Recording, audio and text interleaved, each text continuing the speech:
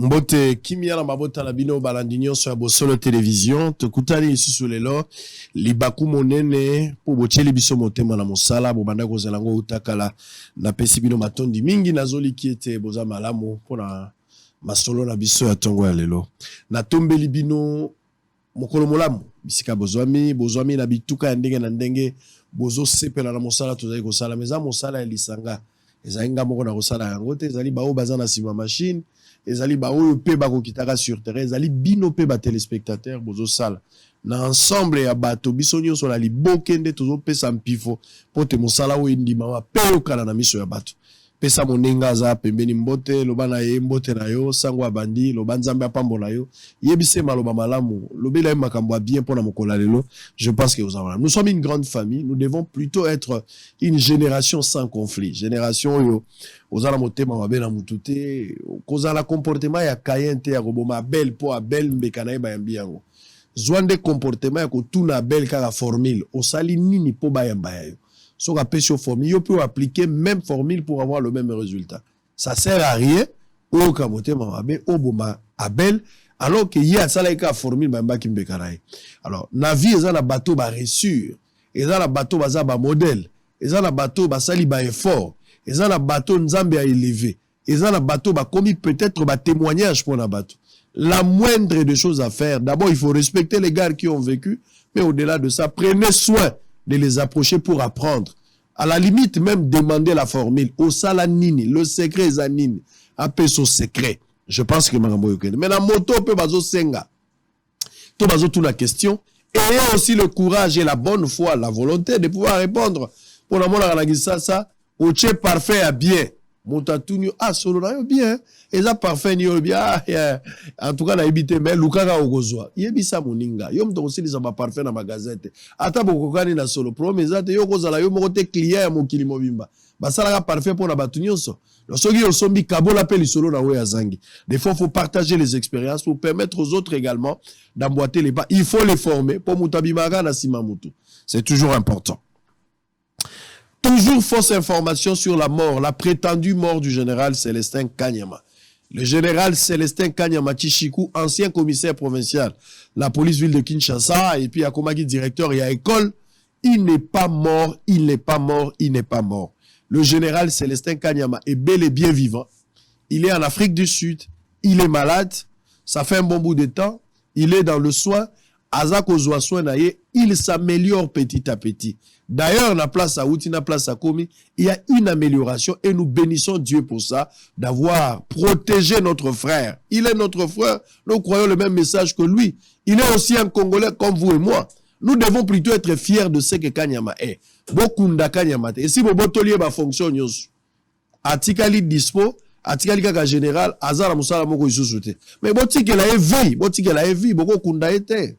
Arrêtez de spéculer négativement dans l'Iwa Kanyama. Le général Kanyama n'est pas mort. Botikaye, Azali Mobali Yamoto, Azali Tata Yabato, Azali Frère Yabato. Il a droit à la vie. Arrêtez de le tuer. Kanyama n'est pas décédé, il est bel et bien vivant. Arrêtez avec ce mensonge. Arrêtez de véhiculer des mensonges. Moutoumou peut se permettre que Nzamba Limbisayo. Ozupe Odi Olobi, c'est confirmé. Je suis désolé, mais Kanyama est décédé. Ozolo Bayango pe Kimi apo vani nanda kunayo. Nzamba yo kelo mao. Tosengeli oliwate Nzamba yo kelo mao. Nzamba Limbiso pa yo kelo mao. Il est à l'Afrique du Sud pour ce soin. Il a même quitté l'hôpital. Il est chez lui à la maison. Et si Kaoué Bazar Ozobaso Naye, Azako évolue. Et nous prions. C'est que vous devez faire plutôt prier pour Kanyama, pour que Dieu le rétablisse. Pour que Dieu lui donne une bonne santé, Dieu le guérisse, c'est ce qui est plus important. Au lieu de soutenir Yata la prière, c'est un Congolais. C'est un Congolais. Pour la ligne bondalité, pour la ligne panzi sango ya Rwandais, même ya Kagame, pour la ligne tamisa Kagame est décédé. Qui est ton frère? Donc le général n'est pas décédé, c'est une fausse information. Arrêtez avec... C'est un tox, c'est pas important. Alors, je vais prendre les informations du jour. L'émission, on en aura deux. La première partie est Zali Boyoki, Makambo Diama, Botuna Ingai, Sango dossier à Diama Iza Wapi, Sango suite à Diama Iza Wapi. Sango tozo comprendre, te sigo toko kene na Diama Wapi, Sango Loba.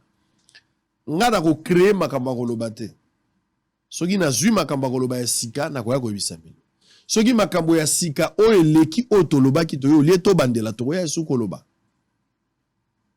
ezala makambo ezo sala mandenge ya molongo ya CC o epekisami eloba na télévision bango baye koloba yango te nga pe na komilobela bango te mais tango bakomona ke bakoki esengeli babakisa makambo su ya sika na o bango baza kosala na nzela o bango bazwaki soki bazongi ya bakoloba yango nalakaki bino déjà na kati ya likambo na kokotela moto te mais moto nyonso aza na droit na maloba na ye na kokotela moto te de la même manière bango bato balobaki de la même manière kalengai oyo babandaki kotanga moto azwaka diama ye pas aza na droit ya koloba Bosolo télévision c'est ça la force on ne dépend de personne ote chaîne ya mutu tel mutu azate mukolo chaîne yeyo avani vous avez l'avantage d'avoir quelqu'un ou aza mukolo chaîne pe azolo balabino bozo yokaye soyez fiers frère.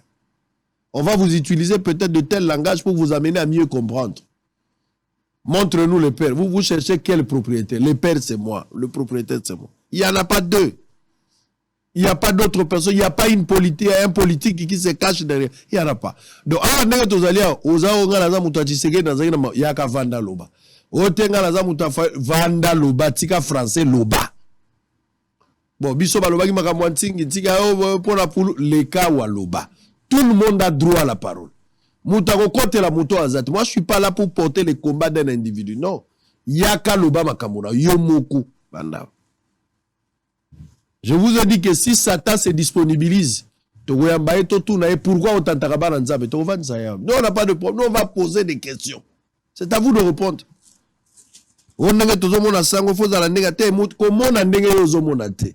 Yaka loba. Nous, on va vous poser des questions. On te sent qu'on fait les propos tenus n'engagent que son hôtel. Aussi, les choses, ok. On peut être d'accord, on va quitter ce qu'on a dit contredire. Ne démocratie, il n'y a pas quoi qu'on va néger au lobaki. Ou t'as pexi mon ingazat. Je ne suis qu'un canal par lequel vous pouvez vous exprimer. Mais dire qu'il y a la kolobate, ton a coupé que ça moutoua loba, parce qu'il y a un loba qui est à l'okuta. Première partie, affaire diamant. On va prendre ça pendant 20 minutes. Nous avons été sollicités par Kalengai à travers son conseil.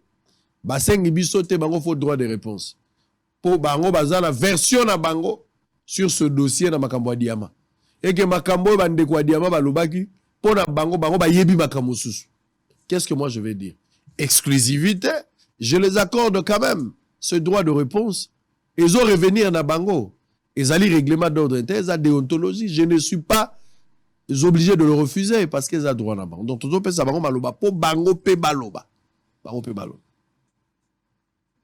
Bango pe baloba. Ba tout ça singa balobi sango ndenge mutu moko abengaki Joël Nzampunga yebisi abibe toyoki bo créer parti politique. Ngai. Il faut expliquer d'abord, il n'y a pas d'action sans intérêt. Nous avons créé parti politique pour ça. Je n'en ai pas besoin, mon frère. Je n'en ai pas besoin.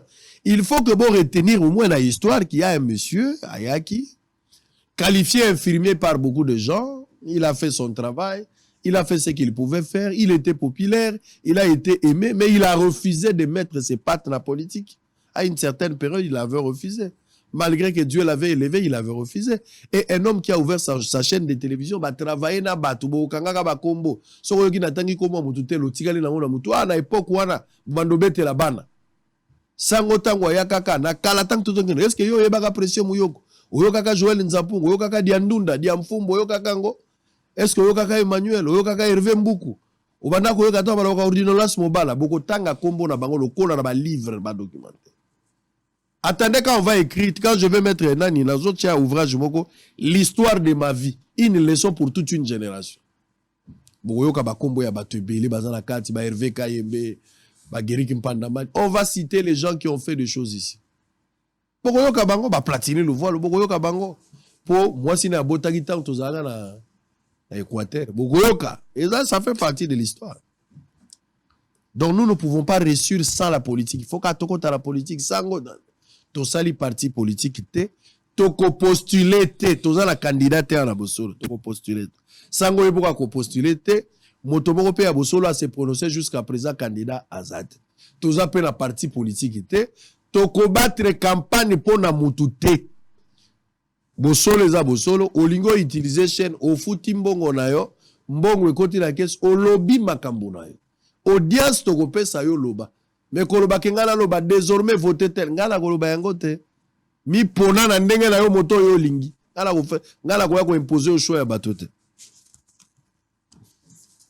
Ah, biloko wana te. Pour nga nazo croire na combat ba politicien te.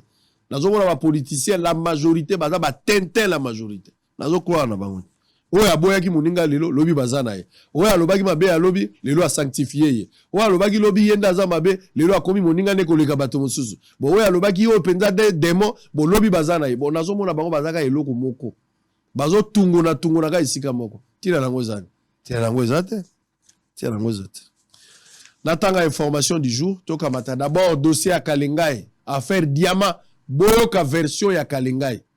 Batola balobaki Diamant na bango bamelaki 300 carats tout ça, basalaki waneza bakambo bango balobaki. Tolandaki ndeko Ibula, atindaki batoa balobaki na bango pe bayi na droit. Et ils ont 20 minutes. Ngala kolobate boyoka bango. Bazo loba nini. Kalengai, les prétendus assassins, les prétendus voleurs, les prétendus escroqueurs, nani escroc pardon, les prétendus nani comment on appelle, ba qualifié qui est commonine, un malfrat. Nyonso balobaki likolo na yo wana. Siko yeyo bango batona bango baye koloba pe version na bango. To fongola lito ito yo kabango. Menace de balkanisation. Si demain nous n'avons plus le pays, vous serez ministre, député, sénateur ou président de quel pays? Ça, c'est Bahati. Insécurité à Kwamoto Voloko, un des leaders du groupe Mobondo, arrêté par le service de sécurité au village Mpwimba. La suspension de la perception de la TVA sur le produit de première nécessité prolongée jusqu'au 31 décembre 2023. Ituri, le gouverneur militaire, a officiellement lancé les programmes des DDRCS en présence d'une centaine de miliciens. Kasaï Central, le député national John Tumba, unimé dans sa concession à Benamande. Sécurité, le secrétaire exécutif de la CIRGL est formel. Moussa Niamoussi est un atout pour le retour de la paix dans la région. La CSM sensibilise les agents de la DGDA au civisme fiscal. Assemblée nationale, interpellation du ministre des Travaux publics sur la dégradation des routes nationales dans l'est du pays.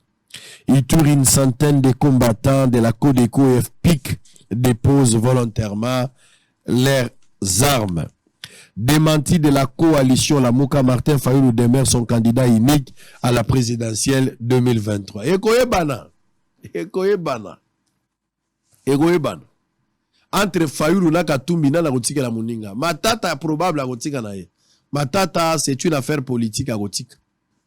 C'est Sanga, à 60%, il va abandonner. 40%, il peut se maintenir. Mais la bataille, ça sera entre Katumbi et Fayoulou. Qui va laisser à l'autre? Qui va laisser à l'autre? Est-ce que Fayoulou a Rotika la Tina Souka? Ce qui Fayoulou a Tekeli Katumbi pour Nambongo to pour Amonika za meilleur ticket. Ce qui Katumbi mutakotike la.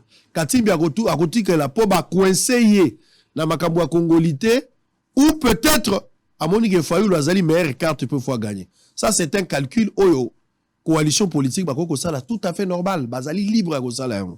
Mais la Mouka bobo salate.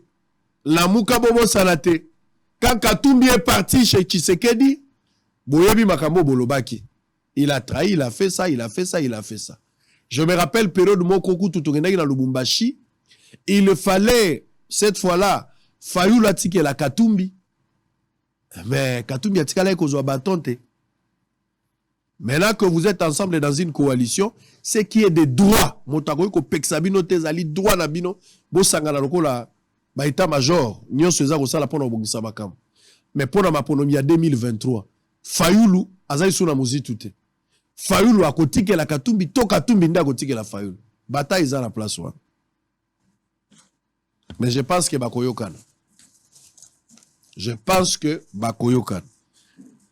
Tshisekedi, qui sera son dauphin si Tshisekedi ne postule pas en 2023? Est-ce qu'Azan a dauphin? Alors qu'il avait déjà dit qu'il est lui-même candidat à sa propre succession. So Tshisekedi, Yemoko a postulé. Et Kazu deuxième mandat. Qui sera son dauphin en 2023, en 2028? Nani akokitanana Tshisekedi? Akouta na ngambu ya balamuka, to Tshisekedi a préparé dauphin nae pour que a maintenir pouvoir dans le temps. Tokoye bayango, nzambe soka bateli biso, tokufite tozala makasi, bo solo pe zakaka. Tokoye bisabino kambozate. Advienne que pourra. Tanganyika pour terminer 7 cas de décès maternels dans la zone de santé de Moba en 4 mois. Lualaba 40 chefs d'établissement scolaire suspendus pour détournement de la prime de gratuité. Avant dernière information, Fayulu Kagame, le Congo est un et indivisible, nous restons unis. Félicitations à Fayulu pour ce rappel, pour avoir rappelé à ce monsieur Kagame que le Congo reste un indivisible. Merci à monsieur Martin Fayulu. Revisitation des frontières congolo-rwandaises, Patrick Mouyaya renvoie Paul Kagame au banc de l'école. Kagame doit apprendre, il doit reprendre son chemin de l'école, ce qui est normal. Alors vous êtes ensemble, vous avez Nabiso, vous avez Belé, Bandeko Nangai, Bobo Salama Kamnalobaki, Yaba Pigmete, vous avez la contribution, vous avez la Tinda et Lamba, Boya na siège à Bosolo Télévision. Yakana Elamba, Yakana Mungwa, Yakana Soukali, Yakana Kaye, Yakana Bik, Yakana Ketch, Yakana Café Savon. Et là, qu'on y a son monio, qu'on peut s'apprendre à bande biso ba pigme. Boya na siège à Bosolo. Toza na collecte, tozo sala, tozo zela. Ba colline bino boko koya nango. To boko ko benga na 081 355 26 32. Ba to muso ba ko kipe ko contribuer ba o bazali l'intérieur ya mboka volontiers. Oya monika ko sala quelque chose a ko sala yango. Ba o batali ndanu ba documentaire te boko ba bo continuer ko tala yango kende na YouTube kende na Facebook na biso tala documentaire wana o permettre ba te belé panzana ba te belé balanda yango. Alors première partie on va commencer avec Maître Albert Chimanga. Albert Chimanga, avocat de Monsieur Kalengai. Bonjour et bienvenue. Bonjour, merci Sango Nabiso. Ok, Balaliboso, les gars, Balaliboso, dans la politique. Vous allez d'abord téléspectateurs. Mais les lois ont participé. Nous avons Sango dans le même plateau. Ok. Alors, pour ne pas abuser de votre temps, tout que c'est essentiel pour battre Balingba Yokayo, il est 12h55. Donc, à 13h15, il faut aussi ça. Vous avez 20 minutes sans arrêt. Ce qui besoin les alina relancer, on a relancer. Exactement. Toyambaki bandeko bayaki awa pona lisolo ya diamant. Baza ko accuser principalement monsieur Kalengai oyo zali moko ya bavocat conseil. Monsieur Kalengai moto azwaka bango. Monsieur Kalengai moto loja bango na ndako. Monsieur Kalengai moto azalaki na bango tout le temps. Monsieur Kalengai moto afuta misolo po basala bango opération. Mettant opération et salami, monsieur Kalengai inda kamata diamant. L'aventure est banda place wana Kalengai a mela bango diamant. Il y a plus de 340. Et puis les loyo Kalengai a salaka ba G même na ibula bakanga bango à l'époque bato ibula bayaki awa. Ce qui désordre tous lango l'homme accusé principalement c'est monsieur Kalengai. Alors ba part il y a vérité à Kalengai ezali nini. Vous avez 20 minutes. Merci beaucoup, Sango. Permettez ngana pesa bande kuna biso so congolais wazolanda biso mbote. Ko bana numéro 1 mokonzi mboka Félix Antoine Tshisekedi. Merci. Ti na oya suka. Mbote na biso nyonso. Sango mengo peseli détail ya lisolo oyo et ko senga vraiment que o ajuster biso temps parce que nous répondons à 2 émissions. Voilà. Le solo est aboué sango. Parce qu'il faut qu'on place en contexte. En mai 2013, un monsieur du nom de Mpiana Chikala Ali, full force. Il fut catcher au Kassai oriental. Full force. Abengi, client abisso monsieur Kalengai, Azalaki na Mujmai.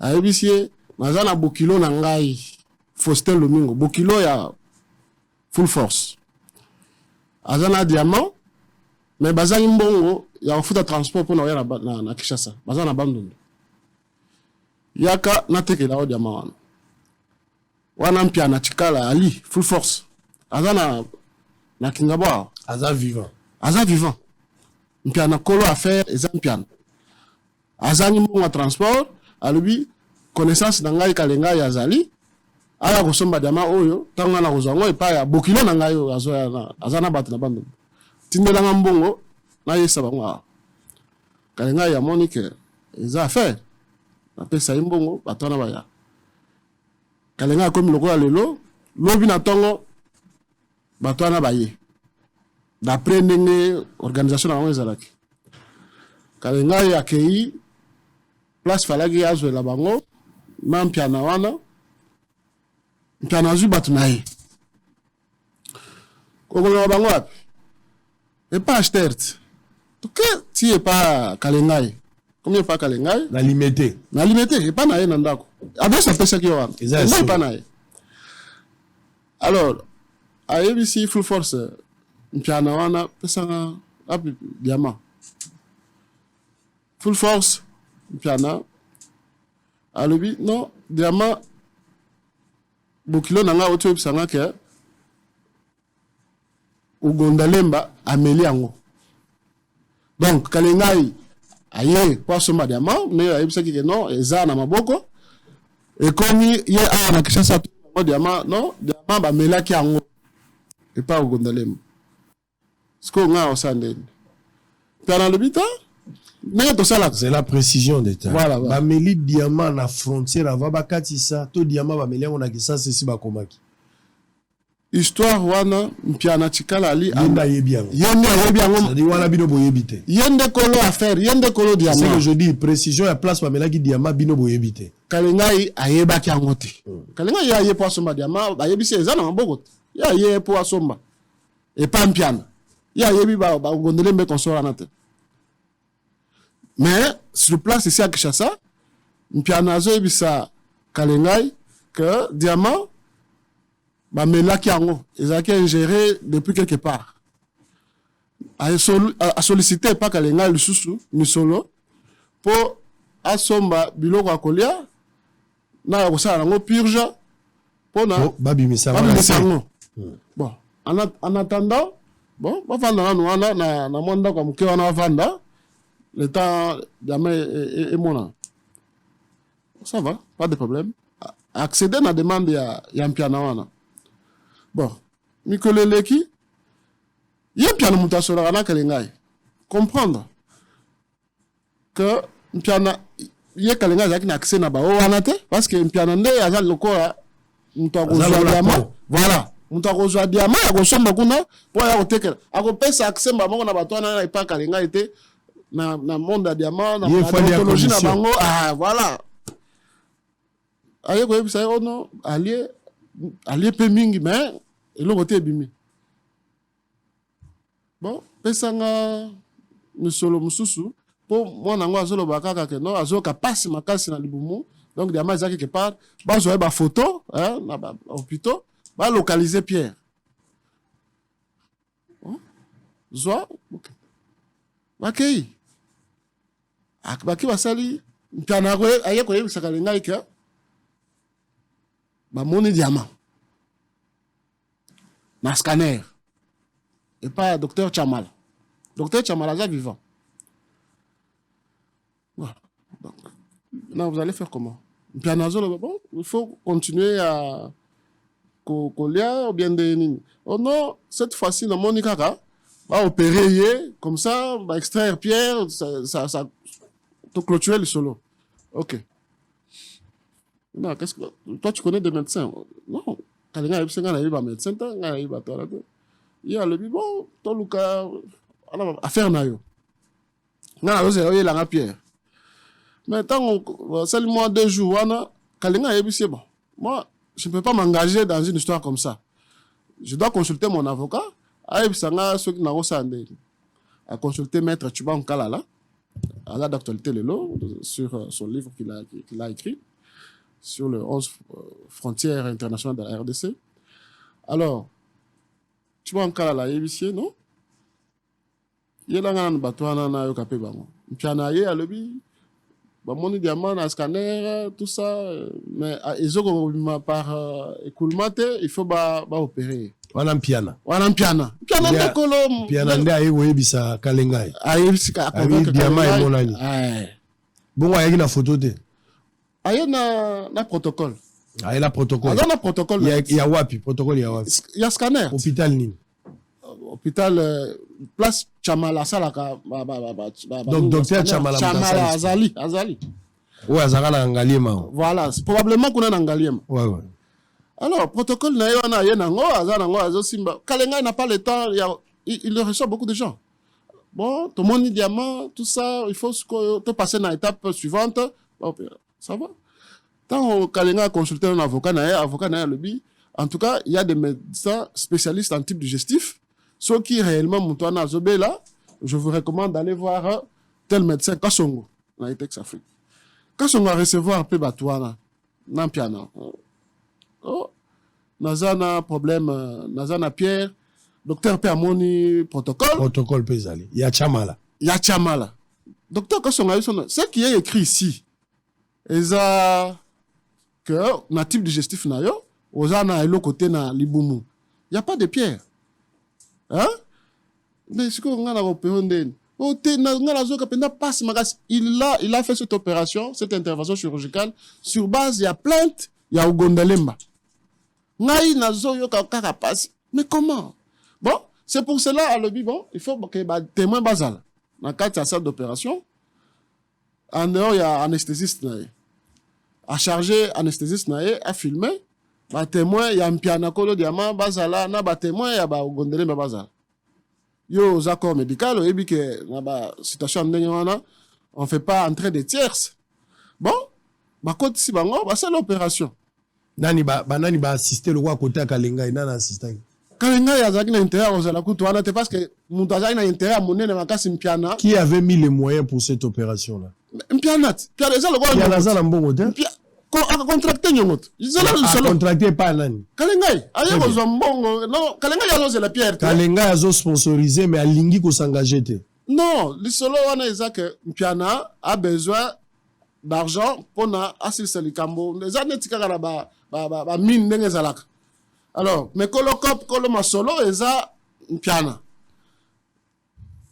ba sali gondele opération le candidat parce que médecin il avait comparu na tribunal na prison tant on gondele mazaki na prison alobi na palpé ba intestin ya gondelemba na moni que moyen na fongola ba intestin ezate alors j'ai refermé le ventre et puis na bimissier parce qu'il y avait pas avant on fongola l'intestin il faut à palper faut que ce moni corps dur corps étranger na intestin place moko. Est-ce que Kassongo aza vivant? Azali sango azali. Yango yo za journaliste d'investigation. Nous sommes vraiment fallait aux dans temps avant même baleka. Non. C'est pas grave. Non. C'est-à-dire que toi na dénonçateur yo la clair. Il faut pas à un certain moment là qui va te belé aux journalistes d'investigation, il fallait ça là. Non. Motoyen na version des faits à likambo za la dénonciation. OK. Alobi makambo na ye. OK? Asili sinon. Bino boye pour la contradiction, bozo pe ça peut version de fait na bino. Tout à fait. Parce que biso il faut tout ça là ni. To récupérer makambo ya lobby. To récupérer makambo bino bo lobby. Total place ba zone d'ombre ezali. To koti poto luka ba information na zone d'ombre. Ce qui to ici, nous on va revenir ici pour dire à la population après avoir koyoka bateau. Après avoir koyoka bateau, nous avons vérifié, voici notre version de fait après enquête. Mais bien avant, nous ne pouvons pas le faire. Bon. On risquerait de vous condamner ou de les avantager alors que... C'est pas grave, ça. Allez-y. Au milieu du village. Allez-y. Na beto le soleil ici là. Lobandeko. Kasonga mon diamante, abimi si batouana libanda. Maintenant, on peut abimi. Full force, mpiana, azu diamante, aye suko pas kalengai. Nandanga malamu sango. Nazo yo kayo papa. Bato bazo commandé pour na nazota. Ba mpiana ye ko senga kalengai ba excuse, aye bisi ndeko tala na keti na opération na bungisi simbongo no ebele Mais, oh, ils ont quoi aventure, na bokilo nanga na kati, je ne sais pas ce qui m'arrive. Limbisa, toza batu, toza abdomen moko ya diamant. Tobundaka te bandeli à compenser ce que tu as perdu. Et ça la rappelle attendre ba mine pour supporter puis moko boye tina se batamiser pe aux yeux le côté. Quand on a monté moza wa mbali, to luka moyen nini, to na rozongi c'est la mbongo. Nyo so le bando salema kalongo. Kalinga le mbongo na ngebele boye tout. Ils ont combien à peu près? Oh, bah, $30,000. Très bien. Ou plus. Parce que non seulement vous allez à côté à Rosali ça va démarche au tambola et ça fait que non pesangana no nasili samba devoir bonanda ku tout ça ba lomingo foster wana ba full force wana e ba elo wazo sala kalengai en tout cas découragé azu avion azongi na ye na côté azalaki na mouvement donc après ba excuse ya mpiana wana kolo cop na mois d'août toi prendre kaka ba arrestation et bandit na nani na mwana kalengai trésor na chauffeur ya kalengai les bons services spéciaux sur 24 ba kangai kuna to landi boye on va trouver une histoire comme quoi il y a diamant. Non, cette affaire de diamant ne concerne pas le fils de Kalengai, ne concerne pas chauffeur naïe. On les a assistés et Chiba on kalalaye quoi, ça quoi assister wana. Bon, ba libérer bango parce que c'est l'infraction est individuelle, beaucoup kanga mutute pour na makambo. Oh papa naïe azala qui cité ou bien papa naïe azala qui nakati. Ba libérer bango bazongi. Kalengai azongi Kinshasa. Ça lui paye la démarche en tant qu'avocat, écoute que non mandat d'amener les acquis décernés par le parquet de grande instance de Kinshasa Matete. On a diligenté pour que mandat d'amener on a retiré parce que le ministère public nous a dit c'était des arrestations arbitraires, illégales. Bah comme beaucoup d'abatakanga qui ont un trésor dans les bons, bah ça configuré na copie à mandat à na bangote. À ça les réquisitions, ils ont mandat d'amener ils ont OPJ, ozaki na dossier wana na service spéciaux, atikala kotindela dossier wana ti. Sango. Bon. Lokola lisolo eza ya diamant. Yon piana chikala full force kola affaire. Yaka pe cette déposition na yo et pas ya ministère public. Ah, pona wala kisaka benga pe bo fils na yo, Lomingo Faustin. Ala kisaka non batwana botikala ko za diamante et que ozo funda ngai pona escroquerie, vol qualifié, nyonso les gens lokuta. Sango. Piana chikala full force wana azo exiger mbongo pour que comparaître. A que nous a déposition na el boso ya magistrat. Il a été cité comme témoin. Mais tant que tu que le solo est à diamant. Yamana Lobi, il a été vous l'avez cité comme témoin. Comme témoin évidemment. Alors mais les témoins, même ceux qui a beau azako exiger mbongo, les ministères pouvaient facilement obliger. Obligé. Mais d'abord quand on la procédure, nous connaissons la procédure. Mais le fait seulement de se montrer réticent. Yo kolokop, yo mtuwe na le solo ya diamant. Siko muninga o yelaki diamant wana, o yelaki kop wana, a comme la difficulté à cause de likambo yaki nango. Biso yaka baso funanga et pas bato yaki na bango que nanzu diamant na bango. Qu'est-ce que tu vas faire? Rapidement tu te transportes sur les lieux pour dire que non, c'est pas comme ça. Parce que yonde mukolo masolo yebi que diamant yaki o yaki ko sanga ba excuse que limbisa mbongo no so ko zongo sa na zongo c'est la yo to bundana. Puis on a comment exiger mbongo pour aller na parquet. Sango. Et on a commencé à comprendre quelque chose. Même vous aussi, vous êtes en train de comprendre à quoi chacun jouait.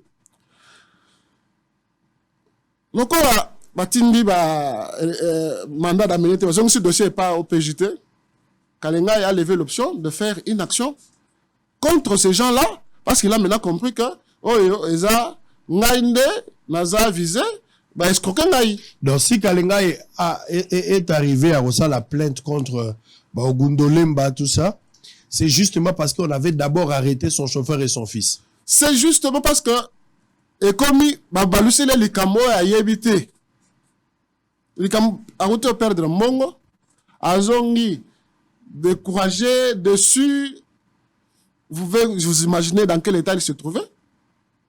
Et à apprendre que, bakangi mwana na yo, alandela lisusu ayoka ke non, eza pour na diamant, balobi ki yo yibi diamant. Ah, alors, donc, ngande bazo, ngaki ba yibanga, ou bien ba yibinga effectivement, parce que moi, on a dépensé aux alikambo diamant. Afundi siko pona. Afundi pas ibula. Afundi na parquet, moi je me réserve de pas citer le nom. Afundi na parquet pona escroquerie. Non, tu dois dessiner clair. Non, en fait, non, dessinons les choses. Oui, il y a plus question intentionnelle, il y a cité Iboula pour le salir ou quoi que ce soit. Ouais. Mais tu es très rapide dans mot. C'est-à-dire, Afundi Iboula bani Sam Saban. A saisi le ministère public. Le ministère public a si. Le ministère public a décerné, a posé acte à procédure. Et on a évolué avec cette affaire-là. Bah, Kangi ou Gondelemba, ici en ville, hein, pendant que le dossier n'est pas OPJ sur 24, OPJ à Boy continue à parquet. Le dossier n'est pas le plaignant. Ah, Bissot à parquet à Matete, on a fait autofundier parce qu'il va dire une adresse. On a évité sur le lot comme il a. Tu vas nous qui tout le monde agent et aner, et pas Kalengai. Comme maye, yakato kende. Le solo nini, kuna na aner, le solo à diamant. Et pour rendre l'ANER compétent, approcher en makambo sûreté de l'État. Il semblerait que Kalengai, Azol, Kambongo, pour financer, comme on a sapou, biloko en sûreté de l'État. Alors l'ANER est compétent. On est allé là-bas en confrontation. L'ANER a compris que nous sommes devant le parquet. Non bis in idem, on ne peut pas poursuivre Moutou. Il doit se dessaisir. Voilà. À se dessaisir. Et à ce moment-là, parquet profité et Kangi Ngondalemba. Amemie na parquet à Makala. Procédure devant parquet à grande instance et Selemi va fixer dossier au tribunal de paix. Contre à charge de Ngondalemba et consort. Donc, na Pianawana Nyonso comme poursuivi. Bon. Pendant que tout ça se kuna. Piana Tigala il comparaître. Si, il a comparu. Il a comparé au parquet. Oui. Okay. Dans l'action initiée par M. Kalengai. Ouais. Voilà. Il a comparé pour dire que. Vous lui avez donné de l'argent pour comparaître? Non, parce que.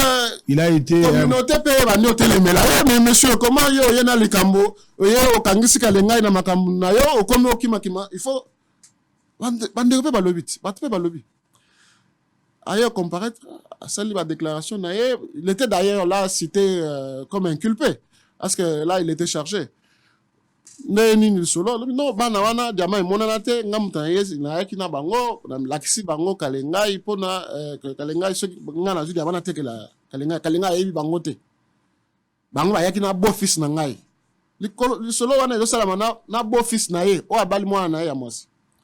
Bon, tango toza na tribunal na prison tribunal de paix ndeko moko ya Ngondalemba wana kaka c'est tout un réseau sango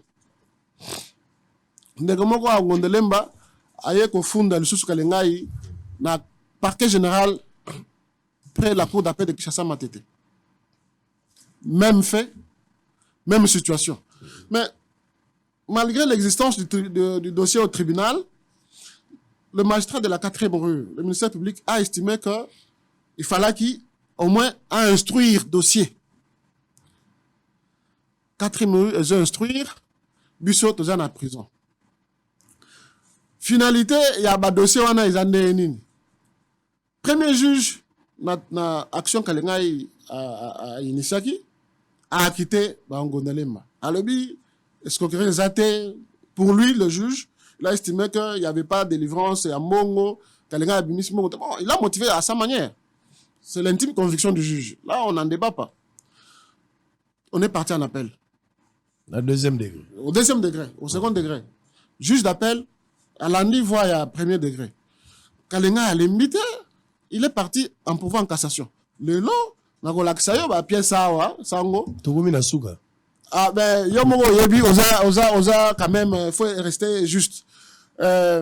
Tokomi na suka. La bizagyo futa mbongo. Tokomi na suka.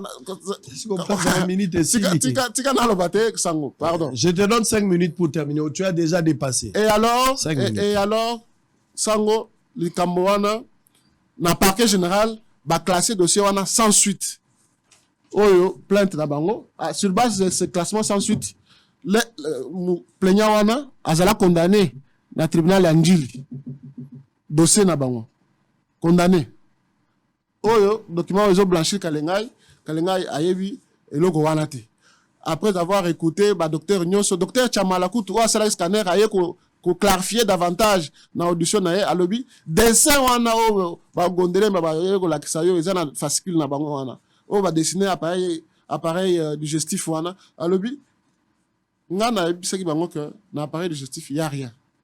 Mais à côté à Motema, il y a un organe qu'on appelle RAT, yo sangoza corps médical. RAT, na kati RAT wana, nde place, na moni loko un commencement ya tumeur ou kyste à 33 mm. Hein? A assurer place wana boy. Mais na explication na bureau ya docteur ba parvenir na koyi ba document wana. Et puis ba ke ko sala ngo copie na sima ya protocole. Abando ko sala ngo ba tuka voilà dama yango. Ezaki lokuta. Na 4e rue na instruction. Même na tribunal na dossier na ya Ngondelemba na prison. Ezalaki kaka lokuta.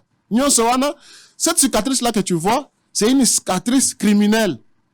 Mokonza mboka akolanda bango te.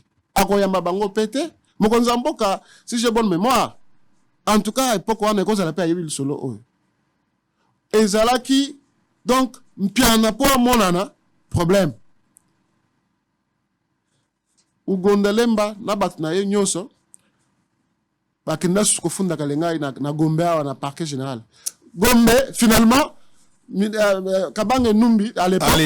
Allez lobby sango pesa 2 minutes place les minutes sili. Pesa ngana bakisa ngana minutes sili maître minutes sili.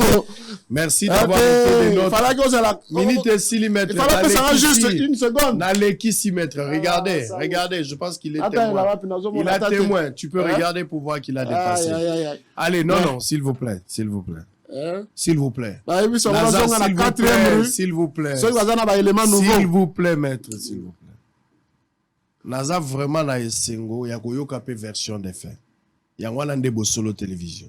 Yo loba ngape na loba. Bango ba loba ki yepe alobi. Mais dossier oyo moya ko silisa ngo boizalité. Il faut na lukana yo kampiana. Mpiana oyo azalaki mokolo likambo. Commissionnaire du début. Commissionnaire kutu te mokolo likambo ye wana. Kasi yende azalo kwa commissionnaire musana yango. Photo yo kampiana Ali moto ali boso. Deuxième question, est-ce que Diama ezalaka penza? Et ça reste à savoir.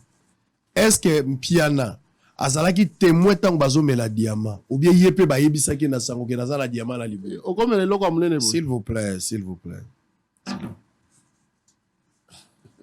Est-ce que ba Ugonda ba melaki Diama na présence ya Ali ou bien ba yebisaki Ali ke nazala Diama na libo?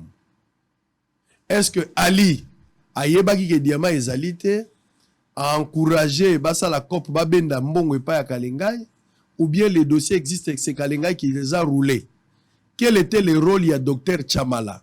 Est-ce que docteur Chamala azalaki complice ya Kalengai ou bien docteur Chamala azalaki penza mosala lobaka ke Diama ezalite ou Diama ezalite? Pourquoi avoir choisi l'hôpital place docteur Kasongo azali? Place docteur Kasongo opéra qui?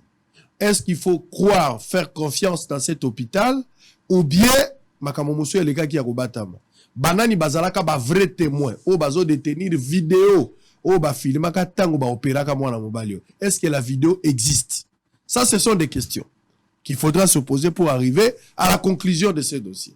Alors, pourquoi ba Ugondalemba ba kendaka kokangisa chauffeur na mwana Kalengai na niveau ya services spéciaux? Pourquoi Bakendaka Aner? Pourquoi Bango Bakendaka Matete? Toutes ces questions, je pense qu'il faudra te poser réflexion, Moussika. Nazo continuer pour rassembler les éléments. Je pense qu'à un certain moment, on sera obligé, au vu au su, il y a des éléments essayer peut-être d'arriver d'éclaircir l'opinion. Les dossiers restent pendants. Je pense qu'on va continuer très prochainement. Merci d'avoir répondu à notre invitation. C'est fut un droit de réponse. S'il vous plaît, s'il vous plaît, chers collègues, s'il vous plaît. On a fini. Allez, on va prendre une petite pause.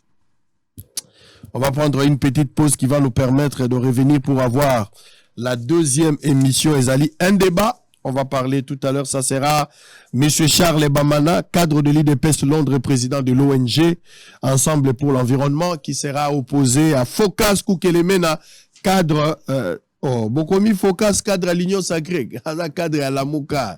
Bon, baby, si c'est vrai, à cadre à la Mouka, mais à Fayou, le Teza et Mouzito. Allez, on va prendre, la population de l'Issala satisfaite de l'installation des lampadaires dans la ville. Tant on a commis à l'Issala, on coupe ça quand même à l'objet. Pour les politiciens, tant qu'on va y aller ça va être ça rabino côté bâtir Mwinda, s'il vous plaît, s'il vous plaît. Bâtir Mwinda, bâtir biso Mwinda. Mwinde zama kasi, so comme on y président Mwinde zo pela. Ce qui a été le quoi, biso tokenda ki tomoni ba lampadaire, mais à niveau l'Issala ba o ba sepel nango bazali. Donc nous ne pouvons pas aussi dire que même Mwinda batu ba boyango, ba o ba sepel na Mwinda wana bazali. Monsieur Moiri, souffrant d'un cancer de gorge, est passé sur les antennes de Bossolo Télévision pour solliciter une aide aux bonnes volontés pour des soins appropriés. Alors prenez ces deux éléments, une petite pause, on revient, on va avoir maintenant le débat entre nos deux amis et ça se passera juste après cette petite pause. À tout à l'heure. Longtemps dans les noirs, la ville d'Elissala, chef-lieu de la province de la Mongala, venait d'être éclairée depuis le 23 décembre 2022. Le ténèbre n'est plus observable dans plusieurs acteurs de la ville, notamment les avenues, aérodromes de l'indépendance, Mobutu, enceinte du gouvernorat et de l'ensemble provincial de la Mongala. Dans ces différents endroits stratégiques de la ville, les lampadaires y sont installés pour l'éclairage public. À cet effet, l'opinion publique mongalaise remercie le chef de l'État, Félix Tshisekedi, pour l'installation de ces lampadaires. Et c'est un makasi papa moïbe sila. Moïbe téléphone sila. Moïbe ta ko ibe so nanda ka iba resute. To komi pe ko teke to sepela. Boso to teke be molili. Te to pese be te umela. Ozene sengo pa tozaka na molili bachela biso mwinda nde bachela biso mwinda to senge pe bachela biso zandu. Mwinda to sengela minango kote po mwinda to sepela na mwinda makasi. Papa yebiseke to sepela makasi. Nekelo asaleli biso atuka vraiment wana pena ndenga to bakisele maboko. E ba mingi pena koleka. Signalons que ces travaux sont exécutés par l'Agence nationale de l'électrification et des services énergétiques en milieu rural et périurbain, ANSER en sigle. La population bénéficiaire est appelée à bien gérer ses lampadaires pour que dans les jours à venir, la ville ne retombe plus dans le noir. Na quartier na Njili comme on a frontière Moiri suite ya maladie oyo eumeli yangonde na lekia na Bosolo oye babandage ozomona o papa na ngai ezalaki goitre à 2 reprises ba opéranga à 2 reprises et alors ezongi lisusu aba ba ote ko sala nga biopsie poto ozomona oyo babandage ozomona basala ngai biopsie wana créé pota ya munene pota wana ekomi incurable et alors pota ne ekomi incurable boye ekomi ko senga il faut basala yango chirurgie. C'est que chirurgie place au bango ba ya ko sala ba lobi eza place très difficile, très délicat pour la vie. Donc eza vraiment très délicate pour na ko sala nga chirurgie awa. Yango ba lobi faut vraiment des soins là très appropriés na ba instance sanitaire ya malamu ou soit une évacuation parce que et comme il sala ngai pasi makasi et puis etimwami makasi donc libulu vumeza makasi awa na kingo awa tokoki susu te yango to senga na batu ya mawa batu ya motema malamu batu yo baza vuma na cœur moko humanitaire bakoki kosunga ngai ou soit bakoti singa na ba soin moko approprié ou soit une évacuation rapide parce que médecin et si tu es en hôpital ya sinon congolais na Njili wana ba biso vraiment tout ça dans l'urgence parce que ils ont vraiment un danger.